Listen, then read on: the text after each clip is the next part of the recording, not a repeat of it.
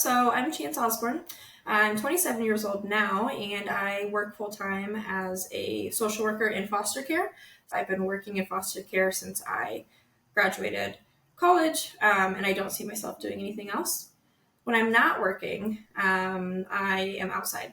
I don't care what the temperature is, what the conditions are. So my first symptoms, I don't even want to call them symptoms, right? I had no symptoms, really.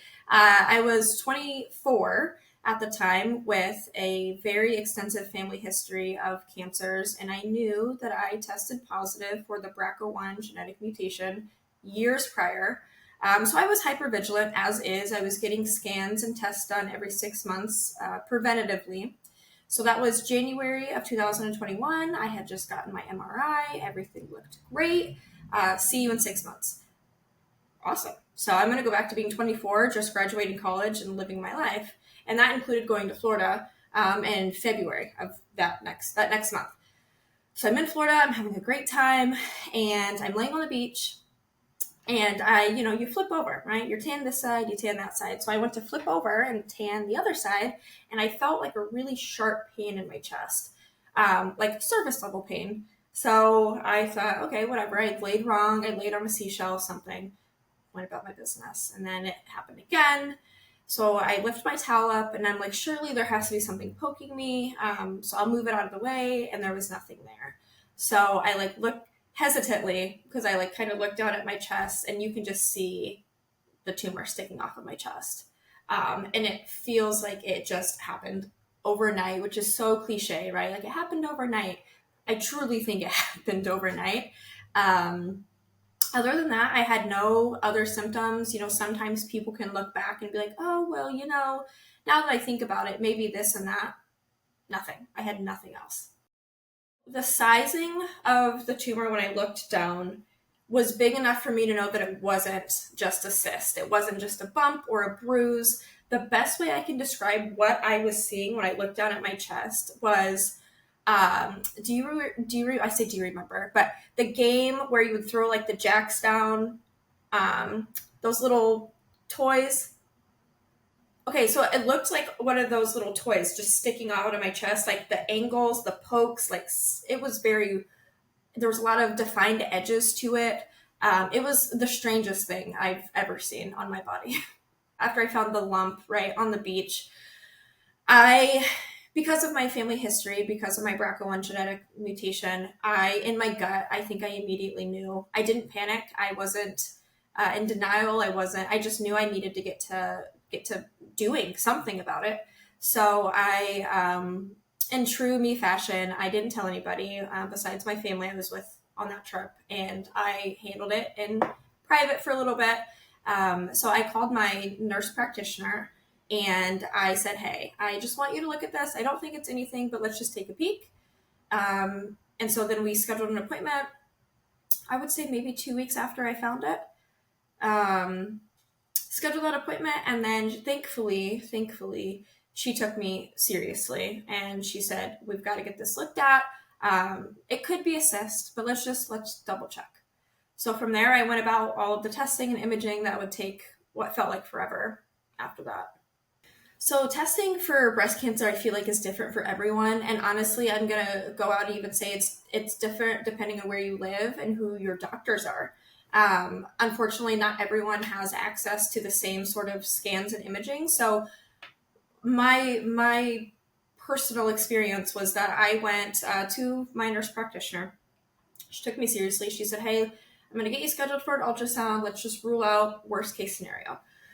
So I went to an imaging center, the same imaging center where I get my scans every 6 months prior to that. So they knew me. They were familiar with me and my history. I get there, I do the ultrasound, and usually when I would get an ultrasound, they say, have a great day, we'll see you in 6 months. Or, hey, we want to take a peek at this really quick. It was significantly different this time. I went in and I got an ultrasound, and I felt like I was the only one in the facility. It went silent. After my ultrasound, they immediately took me back for a mammogram. And then after my mammogram, they immediately took me back for an MRI without even waiting for insurance approval.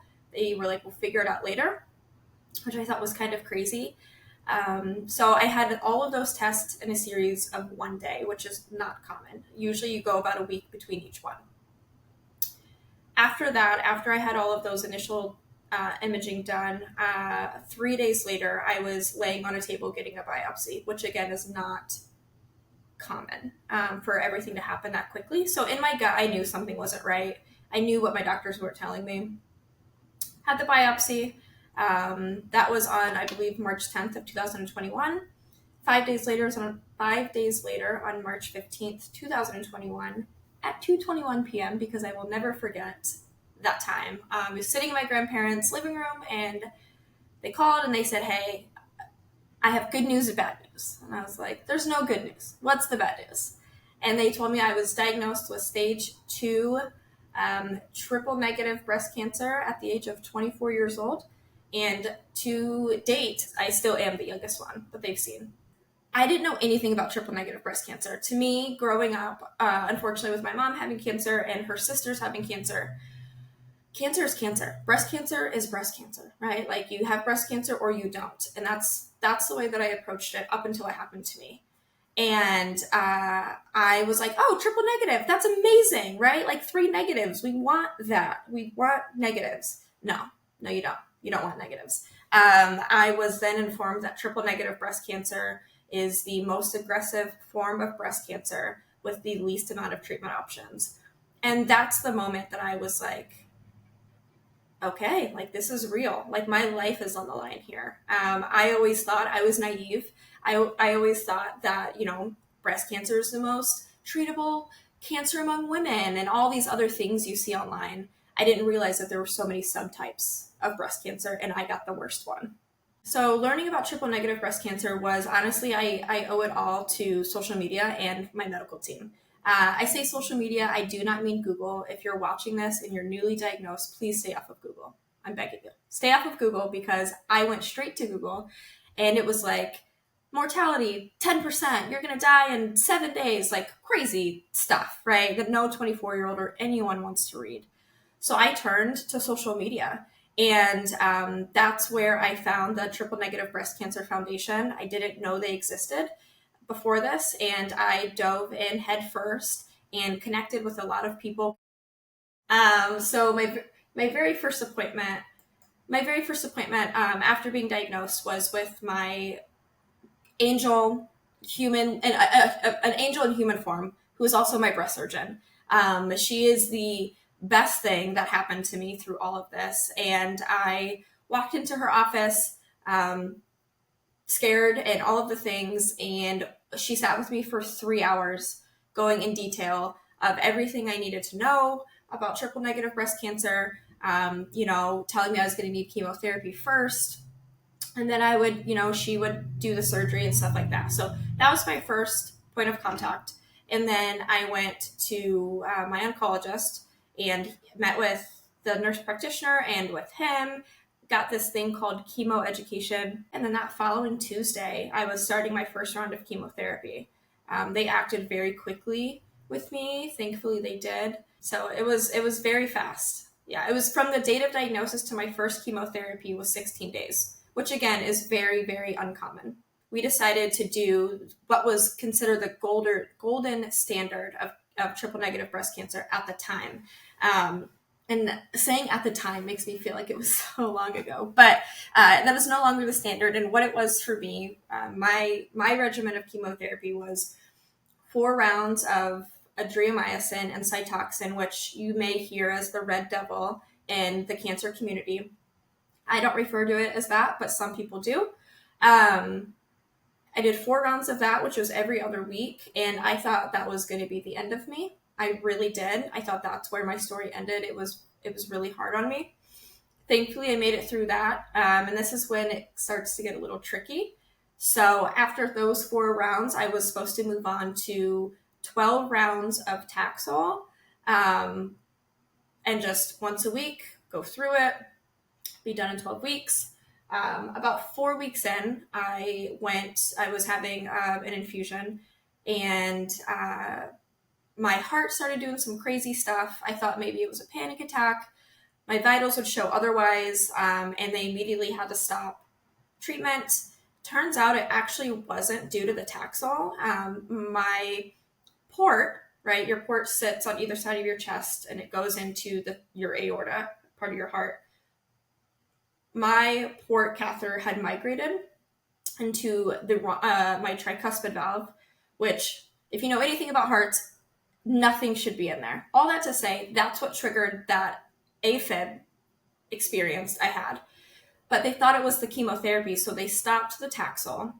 And then I switched over to a drug called carboplatin, and I did that every 3 weeks for 4 weeks. So my plan didn't go as planned, but I was still able to get a substantial amount of chemotherapy within a period of, I believe it was about 16 weeks. Once the experience happened with Taxol, I had to get my port removed, like in an emergency type scenario. So that was removed in the middle of June, and I was able to continue my chemotherapy. I was able to finish chemotherapy, not Taxol, but a different chemo, a replacement, right? A replacement, and I was able to finish that. And unfortunately, I had to have the rest of my chemo through my veins. So regarding side effects in chemotherapy, again, I want to make it very clear that these side effects are my side effects, and they may not be your side effects or whoever might be watching this. Every experience is significantly different. I unfortunately feel like I had the worst experience possible, at least with the first 4 rounds of chemotherapy. So that again is the adriamycin and the Cytoxan, which some people call the red devil. It is the most lethal form of chemotherapy, and I felt every sense of that. So for me, I had extreme nausea, constipation, bone pain, fatigue, low blood pressure, dizziness, vomiting. It felt like honestly, what it felt like to me is the worst hangover of your life for 8 weeks straight. There was very little things that could resolve it. I couldn't walk. I was very weak. I was frail. One of the most vulnerable moments for me during that treatment was, and I'll never forget it, and it makes me emotional to this day, is towards the end of that round of chemo, I was at a point where I was having to crawl to the bathroom because I just had nothing left to give. It really, really, really broke me down.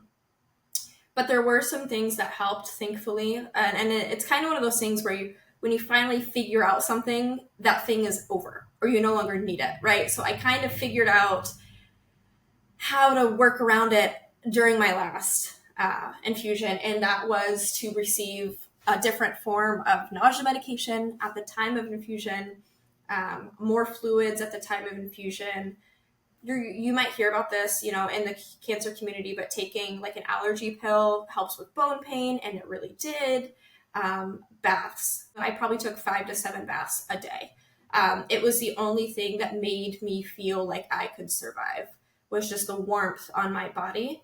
And honestly, sleep. There were days where I would take a Benadryl in the morning, or I would take my sleeping medication in the morning, because being asleep felt so much better than having to be awake and endure what I was enduring. But yeah, the second round felt like a breeze.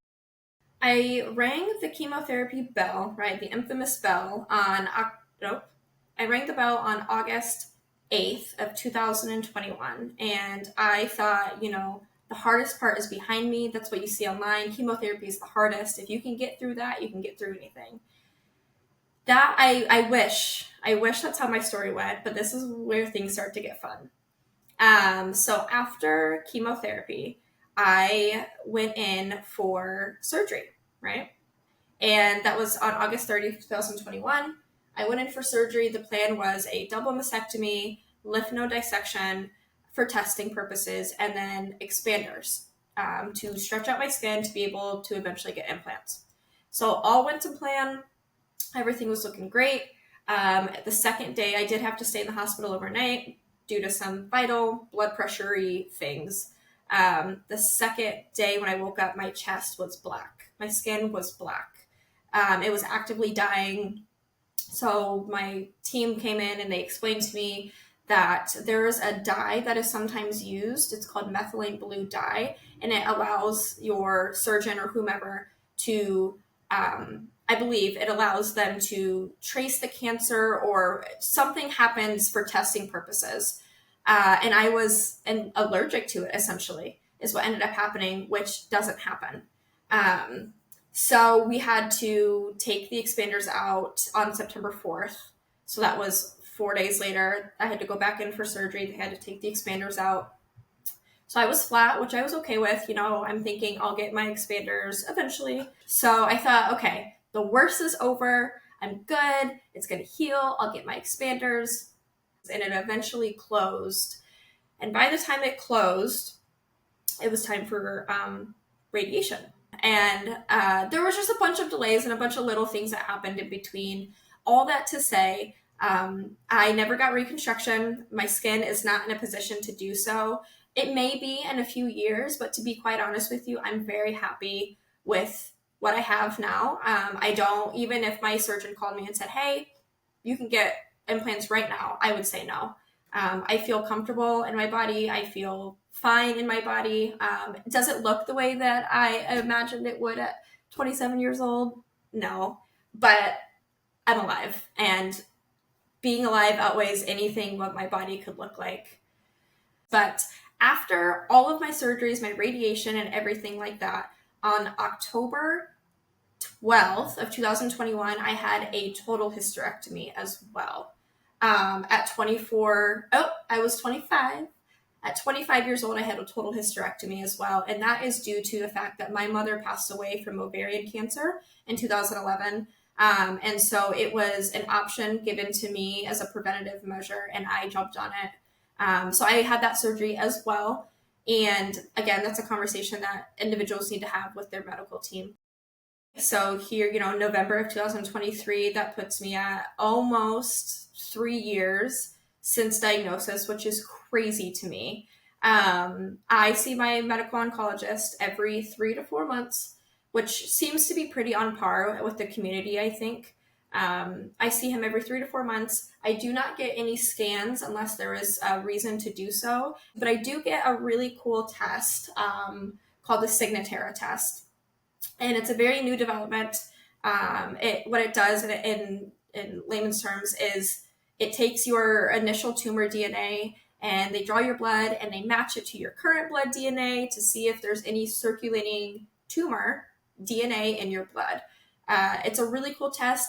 I'm not convinced that I trust it 1,000%, but for me, the reason we do that is there's another test very well known within the breast cancer community just called tumor markers. And my tumor markers are not reliable for the fact that when I was diagnosed with cancer, it was a 9, and it's been 9 ever since, even though I currently don't have cancer. So it doesn't provide us accurate information to use it for reoccurrence. So I get that other test done, the Signatera test, and then I do get a bone density test every 2 years. So I see my team often still, and I plan to do so until I hit like the golden 5-year mark in the triple negative breast cancer community. My biggest advice, and I don't even want to call it advice, but my biggest piece of encouragement specifically for cancer patients in general, and it's something that I've had to learn, and I'm just now learning, is that there's no wrong choice in your treatment. Sometimes you think of making the right or the wrong choice. And I just want to encourage you and understand that there's no wrong choice. You may just have to make a different choice if you don't like the choice that you made at first. I don't like using the words right and wrong. There's so much pressure with that, especially when it comes to your life. So instead, just encourage you to say, what choice can I make right now that benefits me in this moment? And understanding that you have the autonomy and the privilege to make another choice if that choice doesn't work out. Now for caregivers, I was surrounded by amazing people. Not having my mom here with me to experience all of this was really hard, but I was surrounded by my grandparents and my partner, really good friends, my family. I felt very, very privileged to be loved so well. And, as time has passed and as time has kind of evolved and we have more open conversations about my journey in 2021, I have asked them, I said, if there's something I could have done differently, right? So that I can maybe share that with the next person that's diagnosed.